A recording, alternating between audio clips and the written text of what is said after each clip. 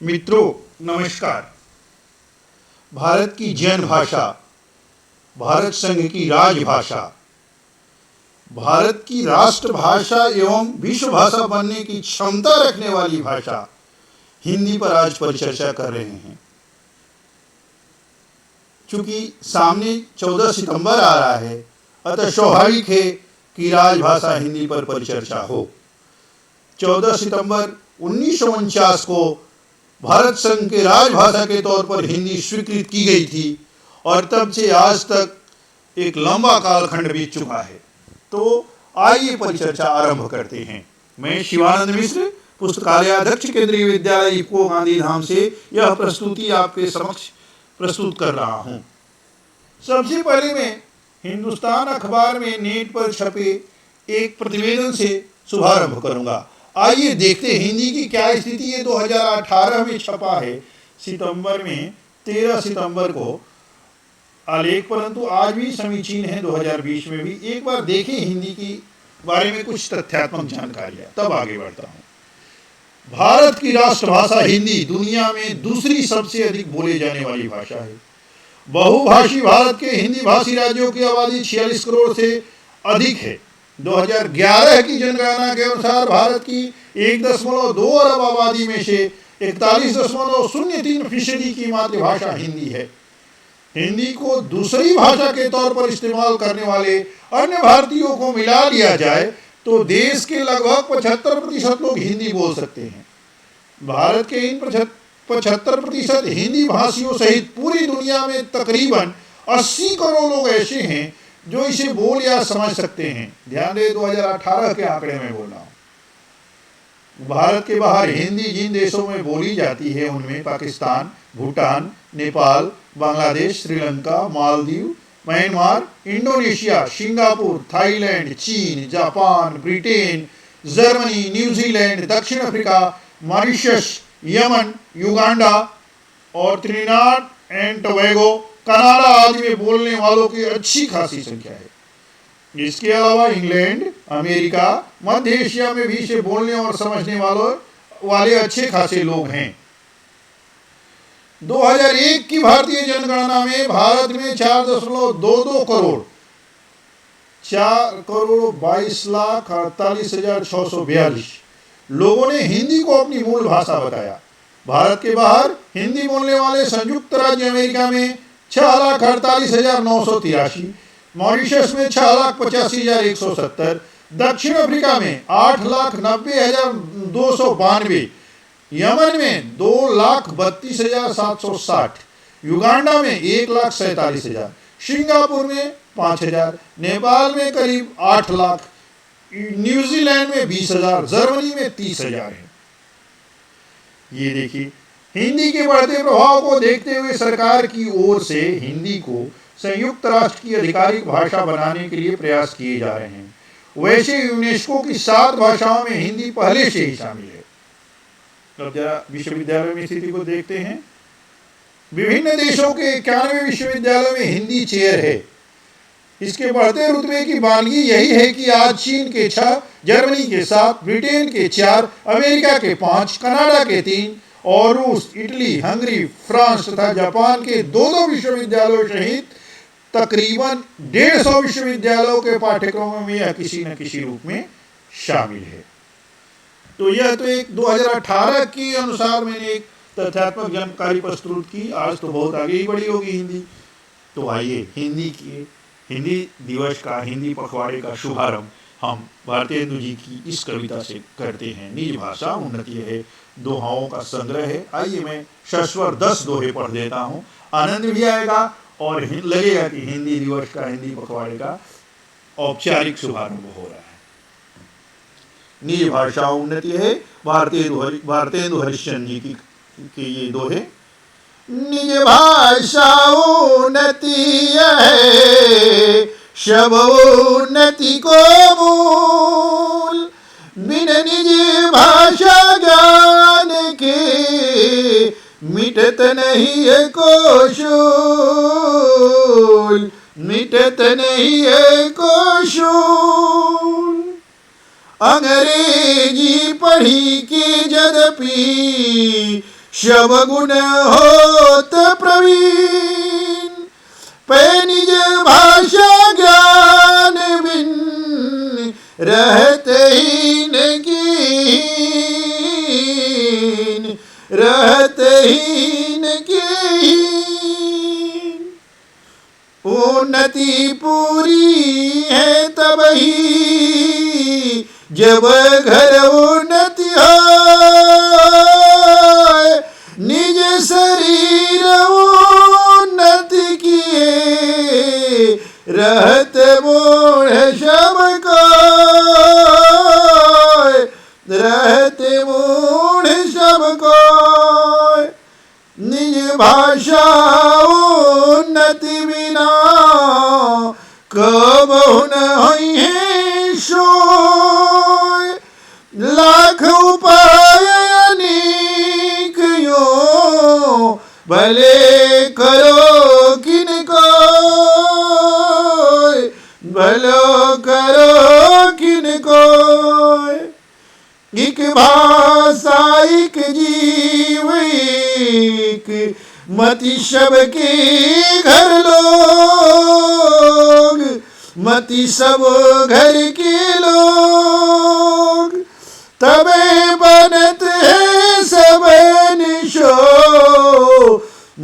मिटत मूढ़ता शोक, मिटत मूढ़ता शोक। ये हुए 5 दोहे। अगले 5 दोहे और देख लेते हैं। और एक यति लाभ है, या में प्रगट लखात, निज भाषा में कीजिए जो विद्या की बात, जो विद्या की बात। तेहि सुनि पावे लाभ शबा, बात सुने जो कोय। यह गुण भाषा यार में, कबहु नाही होय, कबहु नाही होय। विविध कला शिक्षायमित, ज्ञान अनेक प्रकार। शबदीशन शैले करो, भाषा माही प्रचार, भाषा माही प्रचार। भारत में सब भिन्नयते, ताहि शोत पात। विविध देश मतहु विविधा, भाषा विविध लखात, भाषा विविध लखात। सब मिलिता सो छाड़ी के, दूजे और उपाय। उन्नति भाषा की करो, अहो भ्रात गण भाई, अहो भ्रात गण आय। भारतेंदु जी को नमन करते हुए माँ हिंदी के चरणों में अर्पित ये दोहे। अब चलते हैं राजभाषा हिंदी की संवैधानिक स्थिति को देख लेते हैं। किन किन अनुच्छेदों में कौन कौन सी चर्चा हुई है। जैसा मैंने बताया 14 सितंबर 1949 को हिंदी राजभाषा के तौर पर, भारतीय संघ की राजभाषा के तौर पर स्वीकृत की गई और संविधान के भाग 17 में 343 अनुच्छेद से 351 अनुच्छेद तक प्रावधान किए गए। उसके अलावा भी संसद की भाषा क्या होगी, विधानमंडल की भाषा क्या होगी, इसके लिए अलग प्रावधान हुए।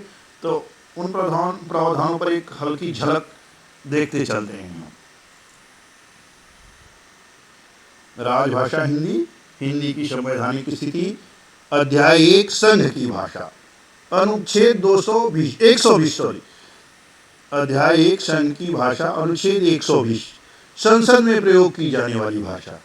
भाग 17 में किसी बात के होते हुए भी किंतु अनुच्छेद 348 के उपबंधों के अधीन रहते हुए संसद में कार्य हिंदी में या अंग्रेजी में किया जाएगा। परंतु यथास्थिति राज्यसभा का सभापति या लोकसभा का अध्यक्ष अथवा उस रूप में कार्य करने वाला व्यक्ति किसी सदस्य को जो हिंदी में या अंग्रेजी में अपनी पर्याप्त अभिव्यक्ति नहीं कर सकता है, अपनी मातृभाषा में सदन को संबोधित करने की अनुज्ञा दे सकेगा। जब तक संसद विधि द्वारा अन्यथा उपबंध न करे तब तक इस संविधान के प्रारंभ से 15 वर्ष की अवधि की समाप्ति के पश्चात यह अनुच्छेद ऐसे प्रभावी होगा मानो या अंग्रेजी में शब्दों का उसमें से लोप कर दिया गया हो। तो यह हमने देखा अनुच्छेद 120। अब अगला अनुच्छेद देखते हैं। अनुच्छेद 210 में अभी तक हमने देखा संसद में हिंदी कैसे उपयोग होगी। अब यहाँ पर विधानमंडल में अनुच्छेद 210 विधानमंडल में प्रयोग की जाने वाली भाषा। भाग 17 में किसी बात के होते हुए भी किंतु अनुच्छेद 348 के उपबंधों के अधीन रहते हुए राज्य के विधानमंडल में कार्य राज्य की राजभाषा या राजभाषाओं में या हिंदी में या अंग्रेजी में किया जाएगा। परंतु यथास्थिति विधानसभा का अध्यक्ष या विधान परिषद का सभापति अथवा उस रूप में कार्य करने वाला व्यक्ति किसी सदस्य को जो प्रोक्त भाषाओं में से किसी भाषा में अपनी पर्याप्त अभिव्यक्ति नहीं कर सकता है, अपनी मातृभाषा में सदन को संबोधित करने की अनुज्ञा दे सकेगा। जब तक राज्य का विधानमंडल विधि द्वारा अन्यथा उपबंध न करे तब तक इस संविधान के प्रारंभ से 15 वर्ष की अवधि की समाप्ति के पश्चात यह अनुच्छेद ऐसे प्रभावी होगा मानो या अंग्रेजी में शब्दों का उसमें से लोप कर दिया गया हो। परंतु हिमाचल प्रदेश, मणिपुर, मेघालय और त्रिपुरा राज्यों के विधानमंडलों के संबंध में यह खंड इस प्रकार प्रभावी होगा मानो इसमें आने वाले 15 वर्ष शब्दों के स्थान पर 25 वर्ष शब्द रख दिए गए हों। परंतु यह और कि अरुणाचल प्रदेश, गोवा और मिजोरम राज्यों के विधानमंडलों के संबंध में यह खंड इस प्रकार प्रभावी होगा मानो इसमें आने वाले 15 वर्ष शब्दों के स्थान पर 40 वर्ष शब्द रख दिए गए हों। तो ये हुआ अनुच्छेद 210। अब देखते हैं 343 से 351 तक प्रावधान है राजभाषा से संबंधित। तो आइए दो प्रावधान तो कम से कम देख ही लेते हैं हम। अनुच्छेद 343 देखते हैं। अनुच्छेद 343 संघ की राजभाषा। संघ की राजभाषा हिंदी और लिपि देवनागरी होगी। संघ के शासकीय प्रयोजनों के लिए प्रयोग होने वाले अंकों का रूप भारतीय अंकों का अंतर्राष्ट्रीय रूप होगा। खंड 1 में किसी बात के होते हुए भी इस संविधान के प्रारंभ से 15 वर्ष की अवधि तक संघ के उन सभी शासकीय प्रयोजनों के लिए अंग्रेजी भाषा का प्रयोग किया जाता रहेगा जिनके लिए उसका ऐसे प्रारंभ से ठीक पहले प्रयोग किया जा रहा था। परंतु राष्ट्रपति उक्त अवधि के दौरान आदेश द्वारा संघ के शासकीय प्रयोजनों में से किसी के लिए अंग्रेजी भाषा के अतिरिक्त हिंदी भाषा का और भारतीय अंकों के अंतर्राष्ट्रीय रूप के अतिरिक्त देवनागरी रूप का प्रयोग प्राधिकृत कर सकेगा। इस अनुच्छेद में किसी बात के होते हुए भी संसद उक्त 15 वर्ष की अवधि के पश्चात विधि द्वारा अंग्रेजी भाषा का या अंकों के देवनागरी रूप का ऐसे प्रयोजनों के लिए प्रयोग उपबंधित कर सकेगी जो ऐसी विधि में विनिर्दिष्ट किए जाएं। तो ये अनुच्छेद 343 हमने देखा, संघ की राजभाषा कैसे होगी, उसकी लिपि क्या होगी, अंक कैसे होंगे इत्यादि। अब हम देखते हैं अंतिम हिंदी के विकास के लिए संघ के क्या कर्तव्य निश्चित किए गए हैं अनुच्छेद 351 में। अनुच्छेद 351 हिंदी भाषा के विकास के लिए निर्देश। संघ का यह कर्तव्य होगा कि वह हिंदी भाषा का प्रसार बढ़ाए, उसका विकास करे, जिससे वह भारत की सामाजिक संस्कृति के सभी तत्वों की अभिव्यक्ति का माध्यम बन सके और उसकी प्रकृति में हस्तक्षेप किए बिना हिंदुस्तानी में और 8वीं अनुसूची में विनिर्दिष्ट भारत की अन्य भाषाओं में प्रयुक्त रूप, शैली और पदों को आत्मसात करते हुए और जहां आवश्यक या वांछनीय हो वहां उसके शब्द भंडार के लिए मुख्यतः संस्कृत से और गौणतः अन्य भाषाओं से शब्द ग्रहण करते हुए उसकी समृद्धि सुनिश्चित करे। तो ये भारतीय संघ के कर्तव्य निश्चित किए गए हैं राजभाषा के विकास के लिए, प्रचार प्रसार के लिए। तो हमने कुछ अनुच्छेद देख लिए। अब आइए हम चलते हैं आगे। अब चूंकि 8वीं अनुसूची की बात उठी है तो देखते हैं 8वीं अनुसूची में कौन कौन सी भाषाएं अभी तक सम्मिलित हो चुकी हैं। भारतीय संविधान की 8वीं अनुसूची में सम्मिलित भाषाएं 22 भाषाएं अभी तक सम्मिलित हैं। नाम पढ़ देता हूं मैं। असमिया है, उड़िया, उर्दू, कन्नड़, कश्मीरी, कोंकणी, गुजराती, डोंगरी, तमिल, तेलुगु, नेपाली, पंजाबी, बांग्ला, बोडो, मणिपुरी, मराठी, मलयालम, मैथिली, संथाली, संस्कृत, सिंधी और हिंदी। ये 22 भाषाएं हमारी भारतीय संविधान के 8वीं अनुसूची में शामिल हो चुकी हैं। इसके बाद आपको मैं सबसे अच्छा सुझाव देना चाहूँगा कि आप यदि राजभाषा के बारे में, हिंदी के अन्य ई टूल्स के बारे में और या हिंदी के बारे में अन्य कोई भी जानकारी रखना चाहते हैं तो आपको एकदम निश्चित रूप में राजभाषा विभाग की वेबसाइट पर जरूर जाना चाहिए। वो भी मतलब आपको हमेशा जाना चाहिए। बहुत ही शानदार वेबसाइट है, बहुत ही जानकारियों से लवरेज है और राजभाषा विभाग जो कि भारत सरकार के गृह मंत्रालय के अंतर्गत आता है, इसकी वेबसाइट पे इतने सारे ई टूल्स दिए हुए हैं कि आपको अभी देखने लायक है। ये वेबसाइट मैंने लिखा है, आपको दिख रहा होगा https://rajbhasa.gov.in/hi। जैसे मैंने यहाँ दिखाया है ई टूल्स में से लीला ऐप इसका है, आप प्ले स्टोर से जाके डाउनलोड कर सकते हैं। लीला LILA learn, I Indian, L languages through और A artificial intelligence. Learn Indian languages through artificial languages का शॉर्ट फॉर्म है लीला। ये है, बहुत ही शानदार है, आप यूज करेंगे तो समझ पाएंगे।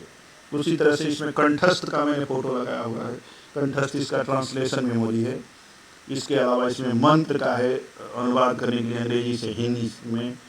इसका सबसे शानदार जो ई महाशब्दकोश है, इसका उपयोग आप करिए। मैंने नीचे इसका वेब एड्रेस भी दिया हुआ है http://e-महाशब्दकोश.rb.aai.in। ये है राजभाषा विभाग की वेबसाइट पे जाइए आप जरूर, और यहाँ से बहुत सारी जानकारी, सारे प्रावधान दिए हुए हैं। राष्ट्रपति का आदेश 1960 का, 63 का जो आया था वो प्रावधान, और 68 में और 1976 में राजभाषा नीति इत्यादि सारी जानकारियाँ यहाँ पर है, आपको जरूर जाना चाहिए। अब आइए हम अपनी नराकास की चर्चा करेंगे। नगर राजभाषा कार्यान्वयन समिति नराकास हर एक नगर में बनाई गई है राजभाषा विभाग के द्वारा। हमारे नराकास का नाम है नराकास कांडला, गांधीधाम में जो अवस्थित है। दीनदयाल पोर्ट ट्रस्ट इसका सदस्य सचिव है शैलेंद्र पांडे सर जी, श्री शैलेंद्र पांडे जी इसके सदस्य सचिव, हिंदी अधिकारी वहाँ के। बहुत ही हम लोगों के लिए कोऑपरेटिव रहते हैं, बहुत ही अच्छी तरह से संचालित करते हैं।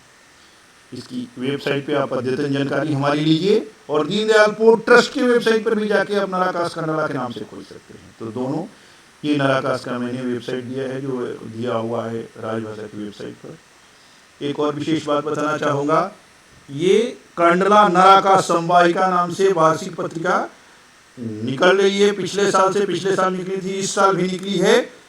पांडे सर इसके संपादक हैं, मैं भी इसके उप संपादक मंडल में हूँ। दोनों में मेरा हर साल निबंध भी छपता है, और बहुत अच्छी जानकारी, बहुत अच्छी पत्रिका निकल रही है हम लोगों की। तो इस तरह से मैंने राजभाषा हिंदी के बारे में संक्षिप्त परिचर्चा आपके सम्मुख प्रस्तुत की। आशा है आप इससे लाभान्वित होंगे। इसी के साथ जय हिंद, जय हिंदी का उद्घोष करते हुए मैं आज की वार्ता संपन्न करता हूं। आप सभी मित्रों का बहुत बहुत धन्यवाद हमसे जुड़ने के लिए, ये वीडियो देखने के लिए।